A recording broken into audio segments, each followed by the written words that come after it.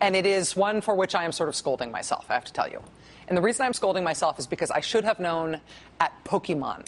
I feel like an idiot about this. We noted it when the Pokemon thing happened, and at the time it just seemed like an aberration from normal news and from normal politics. Just seemed like a one-off weird thing. But looking back now that it is so obvious, now that it has finally dawned on me, I should have known at Pokemon. We all should have known at Pokemon. It was the first Republican presidential debate in Iowa back in August, right before the Ames, Iowa straw poll. They have their debate, and at the end of the debate, the candidates give their closing statements. And they know from the format of the debate that they're going to have a chance to give a closing statement. This is one of those things that you can plan for. You can prepare for this. You write your closing statement ahead of time. Well, Herman Cain's closing statement that night read in part, quote, "A poet once said," and I could read the rest of it, but you know what? You're not going to believe me if I just quote it, so let's just play it. A poet once said, "Life can be a challenge, life can seem impossible, but it's never easy when there's so much on the line." The poet in question here is Pokemon. That is a verse from the theme song from the Pokemon movie, quoted by Herman Cain in a presidential debate as inspirational poetry. Life can be a challenge.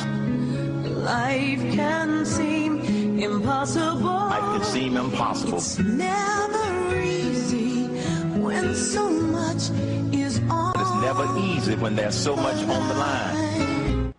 We should have known at Pokemon. We should have known. I believe that the artist formerly known as Herman Cain was trying to end the whole thing right there. I think he was begging to be exposed right there, but nobody got it. I among them. Sure, we thought it was a little wacky, we put it on the show, but we weren't willing to see the whole thing at that point. We weren't willing to believe that this was really happening. Then Herman Cain unveiled his 999 plan, right? Where did he come up with his 999 plan?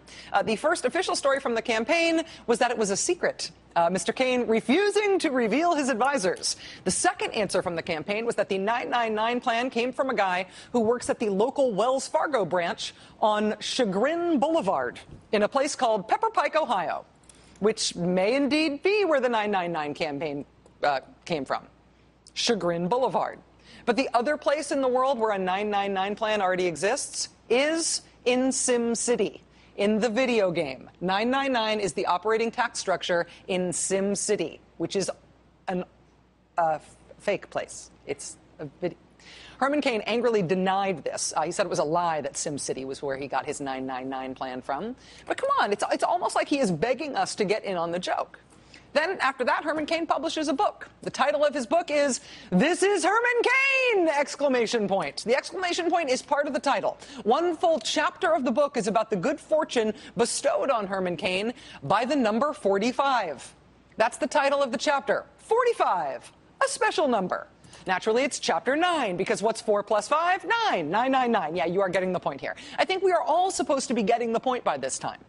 But we're not. Around the time the book comes out, Herman Cain rockets to the top of the polls, polling in first place for the first time, both in key early states as well as in nationwide polls. How does Herman Cain respond to his surge to frontrunner status in the polls?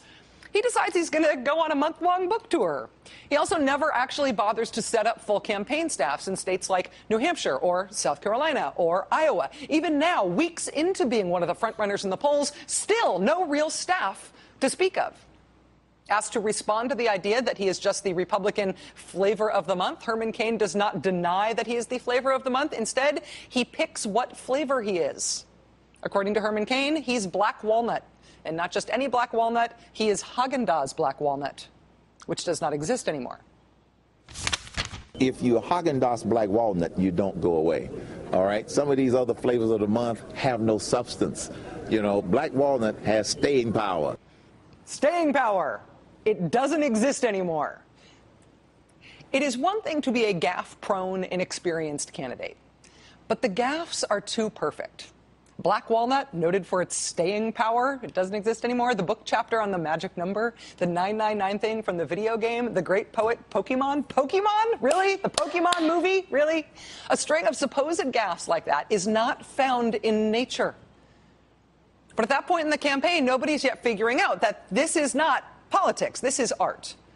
nobody can quite believe that this is politics either, but he has now been at the top of the polls long enough that despite knowing in your gut that there's something wrong here, the Beltway media feels compelled to start asking him policy questions. I mean, hey, he's the front runner, right? Where do you stand on the right of return? The right of return? The right of return? The Palestinian right of return. That's something that should be negotiated. That's something that should be negotiated. Herman Cain admitted the next day that even as he came up with an answer for it, he didn't actually have any idea what Chris Wallace was talking about with that whole right of return thing. But still, that didn't earn much more than a shrug from most political observers. And so Herman Cain, trying to let us all in on the joke, doubled down. You know, you just almost see him thinking now, come on, how can I make this more obvious? When they ask me who's the president of you, Becky, Stan, I'm going to say, you know, I don't know. Do you know? Okay, at this point, what America is confronted with is the question, is this guy pulling our leg? Here's the answer. Yes, this guy is pulling our leg.